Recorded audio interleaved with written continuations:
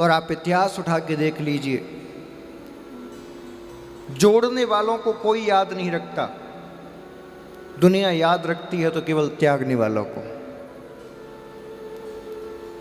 सूर्यवंश में एक से एक प्रतापी राजा हुए। कितने राजाओं के नाम याद हैं आपको? बोलो। 4 5?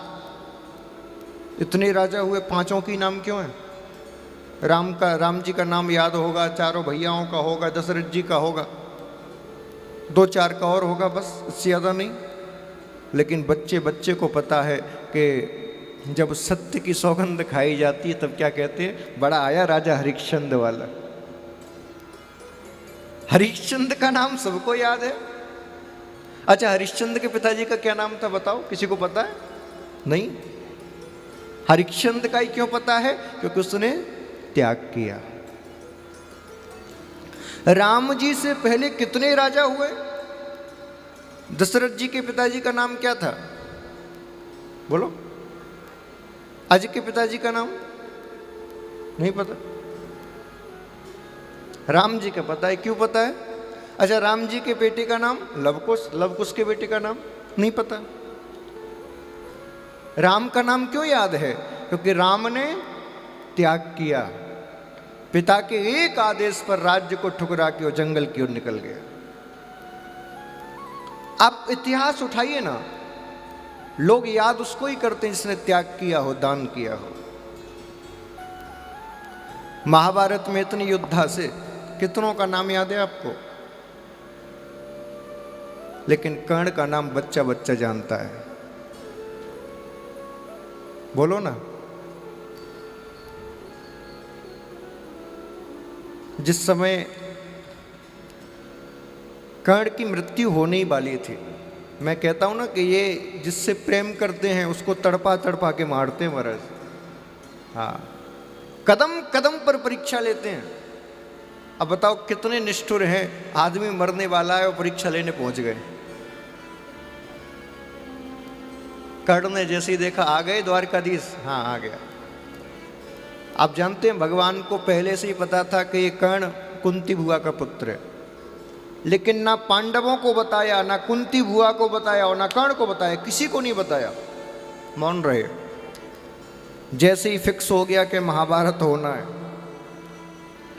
कर्ण को साथ ले गए। चलो कर्ण, आज घूम के आते हैं। कर्ण बोला, मुझ पर इतनी दया कैसे हो गई, मेरे साथ घूमने का प्लान?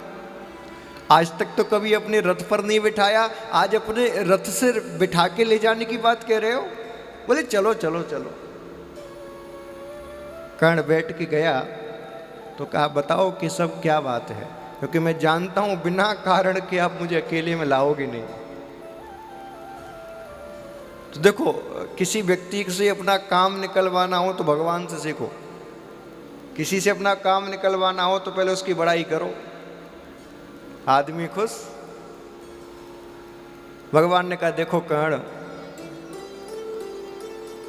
5 पांडवों में 5 अलग अलग गुण हैं। धर्मराज जैसा कोई धर्मवान नहीं है, अर्जुन जैसा कोई धनुषधारी नहीं है, भीम जैसा कोई बलवान नहीं है, नकुल जैसा कोई ज्ञानी नहीं है और सहदेव जैसा कोई सुंदर नहीं है। 5 में 5 गुण हैं। लेकिन एक बात कहूं कर्ण, जी माधव कही है, वो 5 गुण तुम्हारे अंदर हैं, वो 5 गुण तुम्हारे अंदर हैं। तुम धर्मवान भी हो, धनुषधारी भी हो, अर्जुन को कोई टक्कर दे सकता है तो केवल तुम, दुनिया में कोई नहीं दे सकता। सुंदरता में तो तुम्हारी कोई काट नहीं, और ज्ञानी तुमसे बच्चा कौन हो सकता है? तुम्हारे अंदर 5 गुण हैं। कि सब कहना क्या चाहते हो? बोले, तुम एक प्रश्न के लिए जगह जगह भटकते फिरते हो ना, कि मेरा पिता कौन है, मेरी माँ कौन है, तुमको ये सूर्य इतने प्रिय क्यों लगते हैं, जानना चाहते हो? आपको कैसे पता? मैं सबके हृदय की जानने वाला हूं। बताइए ना, कौन है मेरा पिता? क्या आप मेरे पिता को जानते हैं? हाँ। क्या आप मेरी मां को जानते हैं? हाँ। चरणों में गिर पड़े कर्ण, बताओ ना माधव कौन है मेरे माँ, कौन है मेरे पिता। तो कहा कर्ण जिनको तुम अपना इष्ट मानते हो सूर्य, साक्षात वही तुम्हारे पिता हैं। क्या कहा? मैं सूर्य पुत्र नहीं हूं, सूर्य पुत्र हूं। हाँ, और मेरी मां? बोले तुम्हारी मां भी सामान्य नहीं है, वो 5 वीरों की और मां है। 5 वीरों की मां है? हाँ। कहीं आप तुम सही समझ रहे हो कर्ण, मैं कुंती बुआ की बात कर रहा हूं। क्या कहा? मैं कौनते हूं, राधे नहीं। हाँ, तुम कौनते हो। आंखों में आंसू भर के हाथ जोड़ दिए कर्ण ने। बोले वाह छलिया, मैं समझ गया कि तुम मुझे यहां क्यों लाए थे। भगवान ने कहा देखो भैया, मैं नहीं चाहता कि 2 भाई आपस में लड़ें, तुम मेरे साथ चलो। मैं तुमको वचन देता हूं, 5 पांडव तुम्हारे चरण धो धो के पिएंगे। आज ही तुम्हारा इंद्रप्रस्थ के सिंहासन पर राज्याभिषेक होगा। स्वयं धर्मराज तुमको मुकुट पहनाएंगे और तुम्हारे चरणों की पादुका उठाएंगे। मैं संकल्प देता हूं। कर्ण ने कहा आपका एक एक वाक्य सत्य है केशव, लेकिन क्या करूं, मैं अपने मित्र की मर्यादा में बंधा हुआ हूं। मैं अपने वचन को नहीं तोड़ सकता। जब किसी ने मेरा साथ नहीं दिया तब दुर्योधन ने मेरा साथ दिया था। मैं जीते जी तो ऐसा नहीं कर सकता, लेकिन हाँ आज आपको आप मुझे पता है मुझे यहाँ क्यों लेके आए हो। आप अर्जुन के प्राण बचाने के लिए लाए हो ना यहाँ,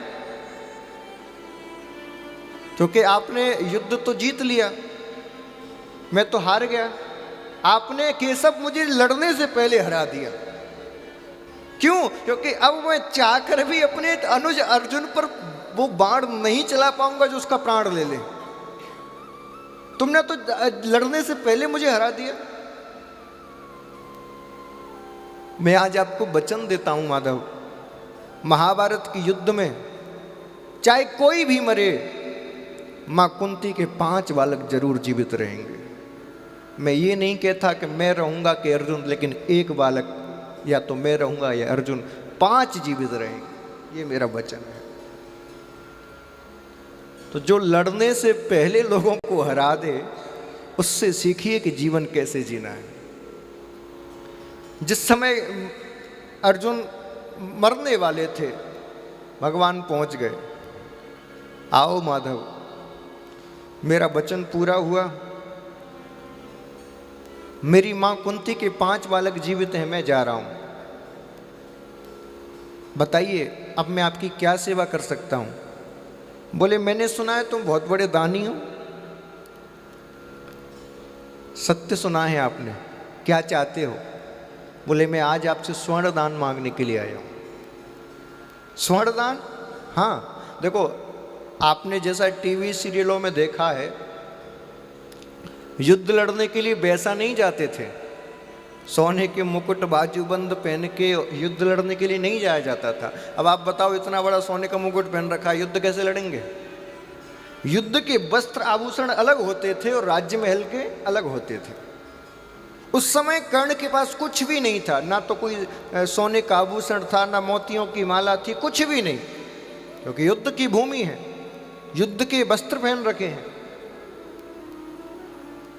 कहा माधव दान मांगने के लिए आए हो? बोले हाँ।